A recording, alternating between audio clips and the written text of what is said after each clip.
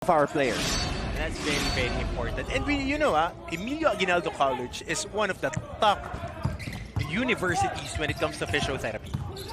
That is one of their programs of excellence. So we can say that CJ is in good hands. Definitely. Coach Jello nandiyan eh. Samantala, Nocom is back. Kanina, kinakramps na si Renz Nocom. Nabitawan ang bola. Look at Nocom dive for the basketball. Curtiza. Di pa nila nararamdaman yung mga dive na gano'n, Anton eh. This is a career high performance already, by the way, para kay King Gurtiza. His previous career high was 16 points in NCAA season 95. So, I was just waiting. I was just waiting for somebody to exceed yung kanyang performance from the previous season 2 years ago. Dahil sabi mo nga, dito natin malalaman kung sino ang nanatiling kondisyon despite all the time that has passed. Samantala, Taiwan, nobody home for that short stab on the fast break. It's very important to be engaged and be finely tuned dahil short season. Again, yung preparation time masyadong condensed. And players who put in the work, even if there was a 2-year hiatus, makikita at makikita mo eh. Shot clock winding down. That was an important basket para kay Jeric Pido. Yeah, they needed that because medyo kumakawala na naman dito ang EAC. That's a good block right there by Mercado on that drive by Cosa. Humugot na ng malalim, Coach Hammer, si Coach Oliver Bunyi. Si Cosa pinasok na, but that's his second time to be inserted in the ball game. Talking about Art Cosa. Doria is now in the game. This is Andre Doria. Liwag. Oh, Ellen Brand Liwag. And you see the reaction mula sa kanya after sinking that jumper. And we have high expectations about this guy, si Allen Liwag, because he is very impressive and he has the tools and the skill set to be really productive in this offense. Ayan na po, mga kaibigan. Paulo Hernandez finding the mark from beyond the arc. It's somebody that needs to get involved in this offense. Pero may sagot si Umpad mula sa panig ng mga general. I want to see this guy play with Mina a whole lot this season. Kasi ito yung mga magiging building blocks for season 98 dahil malalaki at mahaba. Pinupulikat na itong si Renz Nocom.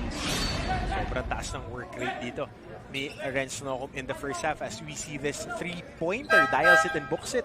Sado at sigurado mula sa labas. Itong si Paulo Hernandez.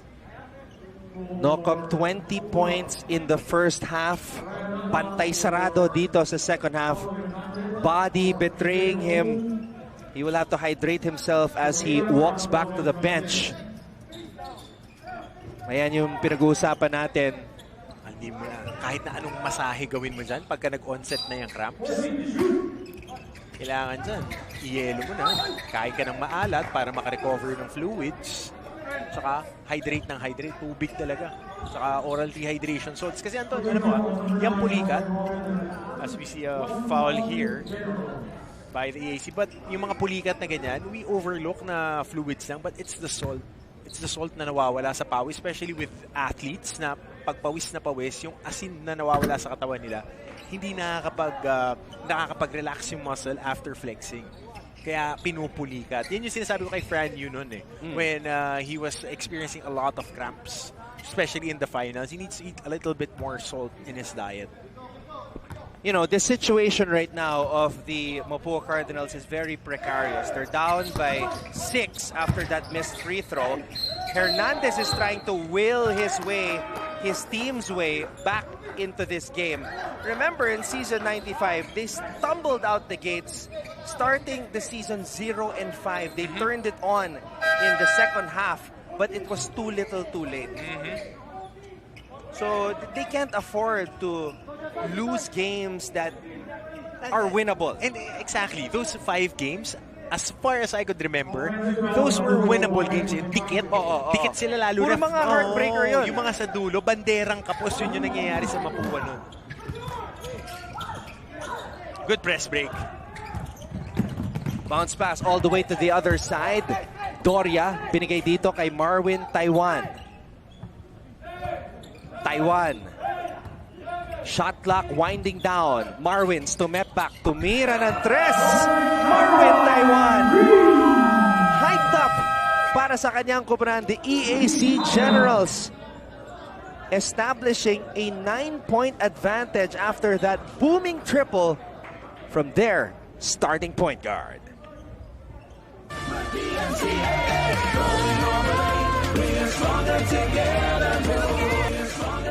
The EAC Generals have established their biggest lead of the game. Let's go to Chase Orozco to get the latest from the side of the Generals. Anton, 9 points ang lamang ng EAC Generals, and in moments like this, para kay King Gurtiza, para hindi siya ma-distract ang mindset niya, hanggat walang final buzzer, hindi sila hihinto at magre-relax. Hanggat may oras, marami pang pwedeng mangyari, and they will not stop until the final buzzer sounds. For Coach Oliver, he has a simple message to the EAC community, and that is they want to earn their trust and support. That's why they will always give their perfect effort to give pride and honor to the EAC community. Who will take home the 4th win of season 97? We are about to find out. Anton. Tama ka, Chase, kasi nung sumali ang EAC sa NCAA as a guest team in 2009, which was incidentally also my first year covering the league, since then, yung pinaka-best finish nila was a 5th place finish in season 89, 2013. So they're trying to get over the hump. So yung mga laro na ganito, where they're holding on to a lead late in the game, they have to find a way to protect it. Finishers. Kailangan nila ng finishers. Kailangan nila ng the guy that would stabilize the troops. Hindi kasi umabot yung malakas na team ni Coach Nomar Isla sa NCAA. Still gives me nightmares. University games, tinambakan kami ng 30 in the finals. 30 points. Dami nag-pro league doon. Raymond, ito si, of course, Ron J. Buena, Raymond Songko, to Alain Musni, those guys from that EAC program. Okay. Lakap knocking down an important 3. Will this be the start of a comeback para sa Mapua Cardinals? They're in striking distance. Ito, mahaba pa to. We're under 6 minutes in the ball game. Doria. Bad pass. Lakap na naman. Tumatakbo. Lakap. Supalpal. Doria recovered. And look who's back on the court. CJ Cadwa. Wow. Okay. This guy's got some Wolverine blood in him. I could just shake my head. I could just shake my head.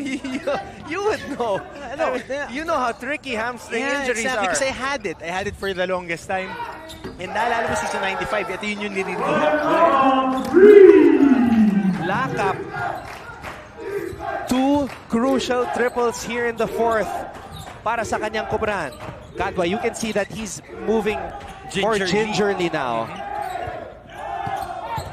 Gurtiza on the drive. Gurtiza will head to the line. And that's what Gurtiza needs to realize.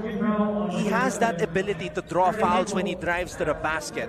And I remember one of my coaches, Coach Bonnie Garcia, always mentioned it to our best players, Garfa Lanete and Yusuf Aljamal, Pong Escobar. The next transition for you as a college player to be known as one of the better college players is if you could get to the line. You can impose your will against the defender, take contact, and get free throws if you don't make baskets. And make free throws as well. He just missed both free throws. So sayang yung mga pagkakataon na yon. Samantala, Liwag. Okay. Allen Bryant Liwag. Undersized center but has the athleticism and length to make up for it. Look at those EAC Generals building up barracks in the paint. Gusto ko yan, ha? Handa sa gera eh. Itong Bunker mga in. general. You know, but they can really rely on their defense. Good move right there. Good misdirection by Carl Brian Lakap. It's very, very subtle. Sprint, stop, go to the other side. That was a great move, great read by Brian Lakap. Let's hear right now from Chloe Carillo on the Mapua side. Anton and Coach Hammer, kailangan natin manalo yan ang last words ni Adrian Nocum bago lumabas ng huddle kanina. Pero dahil sa isang leg cramp ay nilabas siya muli sa court. At pinapanunang lunas na nga siya ngayon. Sinasabi niya na gusto niya pang maglaro at gusto niya pang bumalik sa court. Pero hindi pa natin alam kung ibabalik siya ni Coach Randy Alcantara. Kita na kailangan ng Mapua ng comeback ngayon. Kaya makikita natin kung magsa-step up ba ang ating rookies at veterans or nangangailangan tayo na maibalik si Adrian Nocum sa court. Back to you. Maraming salamat, Chloe. It is a career high performance para dito kay Nocum, 20 points. And I'm sure he wants to continue that type of performance. That's why despite cramping up, he wants to get back into it. Ang pick up ko din, ang ganda nung ginamit niyang term. Paunang lunas, first aid. It's very important, especially for the teams. During the off-season, tinuturo yan sa mga players eh. How they administer first aid to their teammates. And syempre may medical team din tayo here. Taiwan tried to sneak that one in. 4 minutes and 31 seconds. Yan ang oras na natitira dito sa fourth quarter ng ating laro. Ganda ng games natin this opening weekend. Lahat dikit na. Legal screen, moving screen right there. Easy call. Easy call. Parang beeper eh. Easy call eh. Now that could be costly. Could have cushioned their lead, but on that screen, Andre was moving. He was trying to go for a flip screen right there and then get into a quick slip. But if you look at it on this angle right there, So now, the twin brother checks into the game, Adam Doria. Si Adam is a shooter eh. Si Andre yung slasher. Yun yung pinagkaiba in terms of the game of both these players. Hernandez, lamang na sana Mapua doon. He knew it. Bitin yung kanyang triple attempt. Now, King Gurtiza, opportunity to be the closer para dito sa EAC Generals. The Cardinals know it, kaya dinoble team nila si Gurtiza. At buti na lang, itong si Alan Bryant Liwag handang stumep up para dito sa EAC. JP Maguliano, number 1 cheerleader ngayon, partner. oh, ice ka muna dyan, JP. Nakatayo na bigla eh. Na-spray na yan kanina. I told you that. A lot of teams will be surprising people this year. Teams will be surprising people because as we see Warren Bonifacio get an undergoal stab right there, a lot of teams that mukhang lahat nga ng teams hindi nakalaro halos ng tune-up games in preseason tournament. So, a lot of unknowns for all the squads. King Gurtiza throws the ball out. Luciano. Gurtiza for 3. Too strong. That would have been huge para sa Generals. Fast break opportunity. Almost got it to fall. Lakap. Agresibo on the drive. Like a wrecking ball. Itong si Carl Brian Lakap.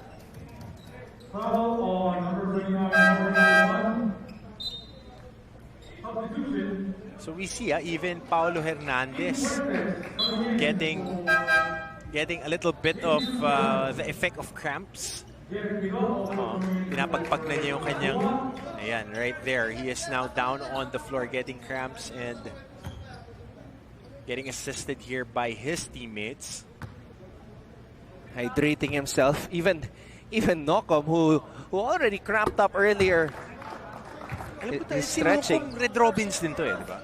Hindi ko sigurado hindi ko sigurado. Ang naalala ko kasi si Jasper Salenga ang kasama nila on that squad. Salenga's actually on the roster.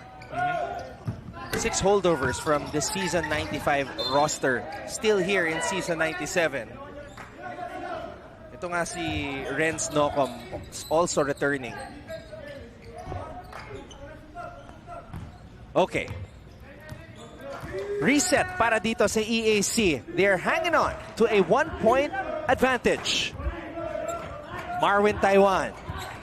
Ginamit ang screen provided by Liwag. Taiwan. Got the switch. Liwag. Natapikan. 4 na segundo. Natitira sa shot clock. Look at the moves from the big man. Yun lang. Everything but the shot para kay Allen Liwag. No, yun na lang eh. Shot making, that's very, very important. Now, who will close for Mapua? We throw the same question to that side. 12-4 run for the Mapua University Cardinals in the fourth quarter, chipping away ever so slightly. Now, down by only a solitary point and an opportunity for them to take that lead. Wala na si Lawrence Victoria. Victoria used to be the big shot maker in the end game para sa Mapua. Meron siyang game winner eh. I remember that I was covering one of his games with Ren Ritualo, Philippine basketball legend. And hindi na natin makikita sino talaga yung buo ang puso, buo ng loob pagka end game. And this is it. Ito na yung kanilang chance. Ay, yung inaantay mo pag player ka, hindi ikaw rin partner. Naglaro ka ng high school. Alam mo yan eh. Yan yung mga gusto natin, yung dikdikan na laban, last 2 minutes. Here we go. Approaching the final 2 minutes of the game. Tabla ang ating laro. Taiwan, big shot. Can't get it to fall. Doria. Step back. Too strong. 2 opportunities for the Generals. Long-range bombs, but they were unable to get them to detonate. Oh! Right in between the fingers of Jeric Pido.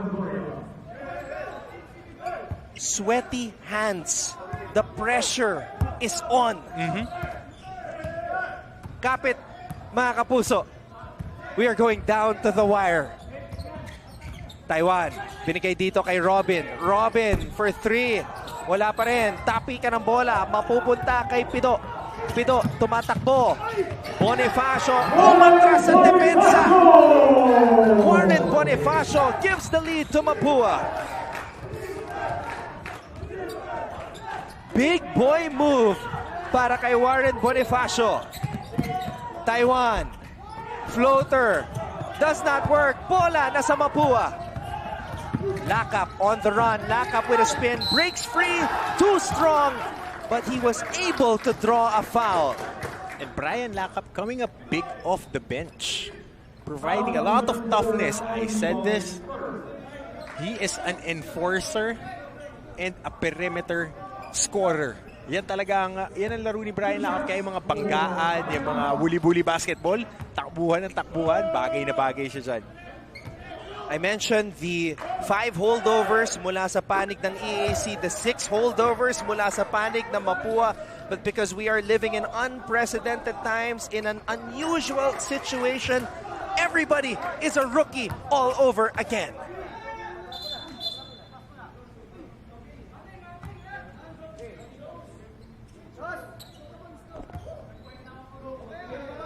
Crucial free throw para kay Carl Brian Lakap. NEAC will have to call for time. As all of a sudden, the Cardinals, behind the fast break basket of Bonifacio and the free throws of Lakap, are on top by 4 late in the fourth. Priority of the game were the Mapua Cardinals of Coach Randy Alcantara, but this is a situation that he's already been in before, and he has guided his squad through the stormy seas to come back and emerge on top. But this one's not over yet because Coach Oliver Bunyi and his EAC Generals have an opportunity to reclaim the lead and the game with a minute and 8 seconds left. Sorry, Anton, interesting stat right here. 13 points for EAC in the fourth quarter. Carl Brian Lakap, 12 points all in the fourth quarter. Picking up from where Nokom left off. Nokom with 20 in the first. Scoreless in First the last half. 3 minutes itong EAC. Uy, muntik na yun. Doria almost turning the ball over. Taiwan speeds to the basket. Alat ng endgame ng EAC. Can't buy a bucket. And Nakap wisely slowing down the game. Look at how he's controlling. He's controlling the situation right now, milking the clock, driving to the basket, and a drop pass to Warren Bonifacio. That is a winning basketball play. Right there, nakita natin Carl Brian Lacap, Paulo Hernandez on the bench, getting the opportunity to engage the offense, being the point of attack, attacking, attracting the help side defender, and dropping it down for that deuce. We'll be back for the conclusion of this contest. Mapua Cardinals, naaamoy na ang unang panalo dito sa Season 97 ng NCAA. They were trailing for majority of this contest. Paulo Hernandez started to cramp up. Nocom could not do what he was doing in the first half. Scoreless in the second half, but picking up the slack. Warren Bonifacio, the team captain, and of course, grabe yung pinakita ng kanilang point guard na si Carl Brian Lacap. 19-4 run in the last 6 minutes and 3 minutes and change. Wala pa. Scoreless. Turnover pa dito ang EAC. Ang alat ng kanilang endgame. And credit that turnover to Lacap. He forced it. He forced Taiwan to slip and slide and lose control of the basketball. That's the thing about every new season in the NCAA. A door opens for a player to put his name on the map and be recognized as one of the stars of collegiate basketball. And Antona, one good thing that the pandemic brought to the players is an opportunity to improve on their own, hone their craft, be better, be in better shape, dedicate their time to recalibrate their body, and then put those things into the system that they're playing in, be it in the pros, be it in, especially in college. And yung mga players na pumunta sa coaches na familiar kung paano sila gamitin are given the platform to perform. Well said. 35.9 seconds remaining here in the fourth, and Coach Randy Alcantara wants to make sure that they secure this win. He calls a timeout.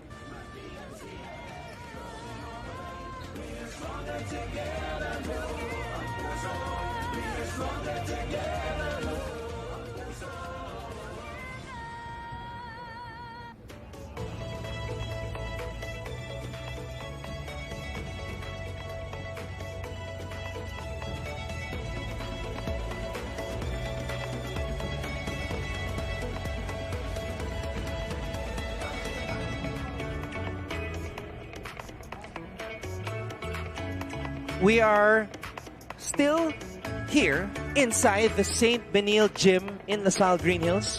We have had such a wonderful weekend, opening weekend. First NCAA live collegiate basketball games in over 2 years. Over 2 years. My goodness, it is great to be back, my friend. 30 months. Kita mo, hindi ko pa napindot yung button ko. 30 months waiting. And the players didn't disappoint. No, they are prepared. The teams are prepared despite the I need to stress it because I'm a conditioning coach by heart and by profession. So I need to really mention this. A condensed schedule is not a timetable that most coaches want, but it is what it is. They need to perform at this level in the NCAA, and boy, they don't disappoint. They have not disappointed. They have not disappointed us. Not even a bit. Close games, games that went down to the wire. Kanina, it came down to the final shot. Arellano University escaping with a 65-63 victory against San Sebastian College Recoletos. And now Mapua looking to complete this steal of a win, a come-from-behind victory kontra sa EAC Generals. Bola napunta sa kapitan ng Mapuans na si Warren Bonifacio. Lacap again, an intelligent pass, finding the open man. Parang quarterback na nakahanap ng wide receiver. Exactly. Yun ang mga gusto.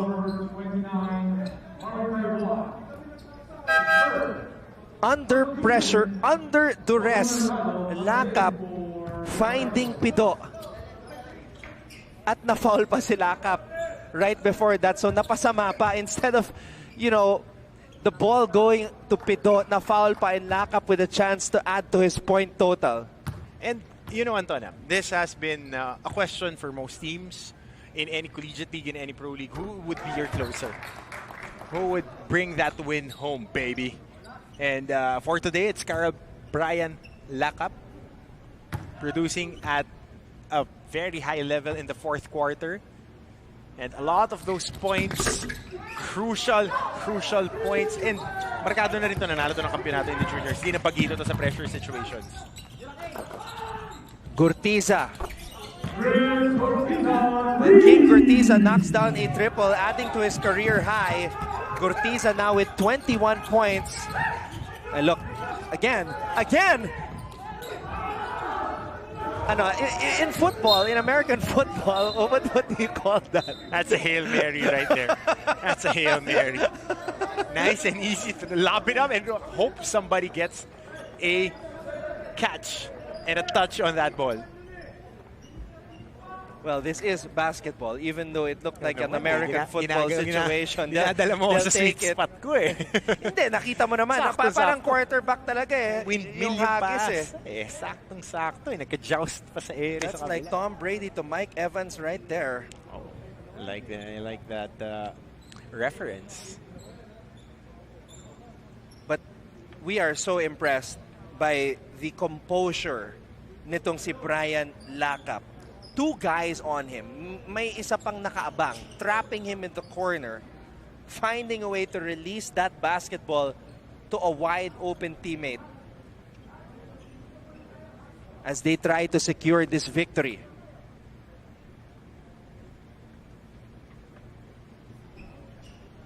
This team was trailing for majority of this contest.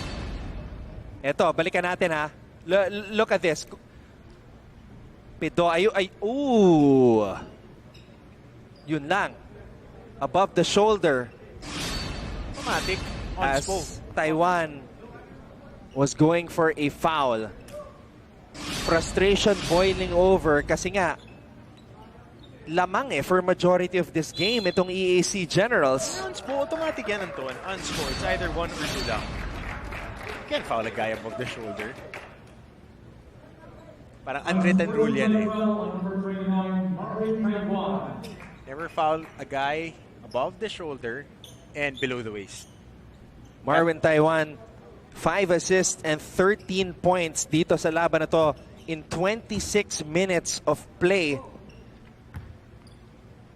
But that was his 4th foul, an unsportsmanlike foul. Mapua, I stressed it earlier, they started season 95 stumbling out the gates, 0-5 record, losing heartbreaker after heartbreaker. Earlier in this game, it looked like they were going to get their hearts broken again because the Generals were in front for majority of this contest, but a late run anchored by the captain, Warren Bonifacio. And speaking of Warren Bonifacio, 7 points, 14 boards, 6 assists. 14 boards. That's huge. No. Solid performance for Warren Bonifacio as he will hold on to the basketball to secure the first victory of the season for the Mapua Cardinals. Coach Randy Alcantara, two-time NCAA Juniors basketball champion with the Malayan Red Robins, two-time champion as a player for the Mapua Cardinals, and winning coach in today's opening weekend game. Their matchup against the EAC Generals, who showed toughness today. We'll give him that. Gotta give credit where credit is due. A lot of missed point-blank shots from both teams, but in the end, Mapua found a way to take care of business and get this W.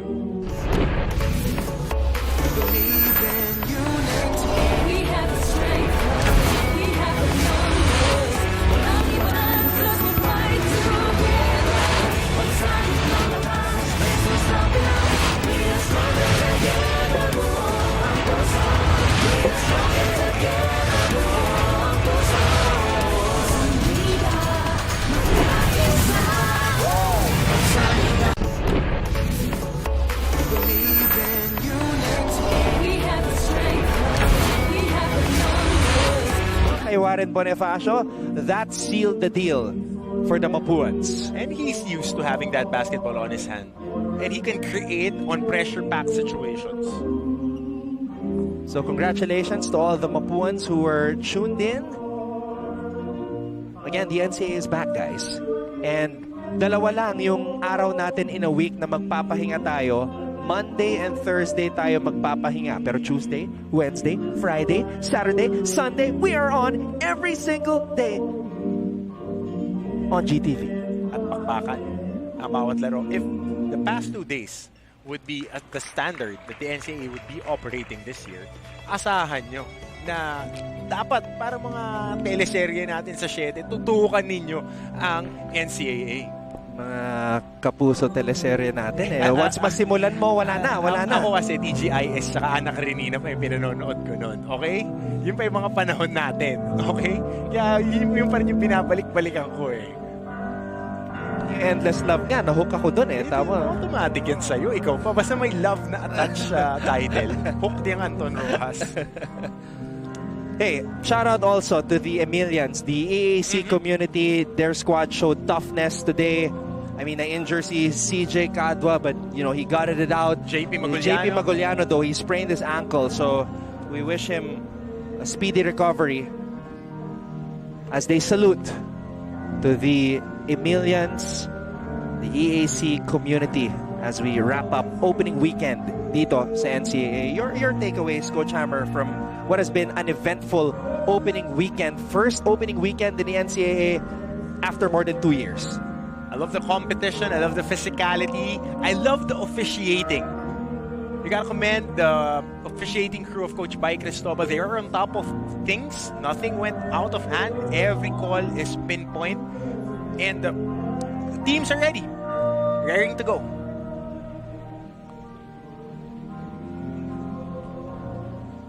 Former coach Ariel Sison, an actual dean in the Emilio Aguinaldo College, standing alongside his players and his students because, again, these are student athletes. Ay, din ng IT no? Si Coach Ariel, if I'm not mistaken. C++, no? Also, guys, in between games, because every game day, meron tayong 2 games per game day. Again, that's Tuesday, Wednesday, Friday, Saturday, and Sunday. The first game starts at 12 noon, second game at 3 p.m. In between that, we have a game on mini show where we will be interviewing various personalities, be it NCAA student athletes, maybe from other sports, kapuso, celebrities who will be performing in between games. So, kompletos recados tayo dito sa ating NCAA as we welcome the return of live collegiate basketball games. Again, the Mapua Cardinals emerging victoriously against the EAC Generals 73-67.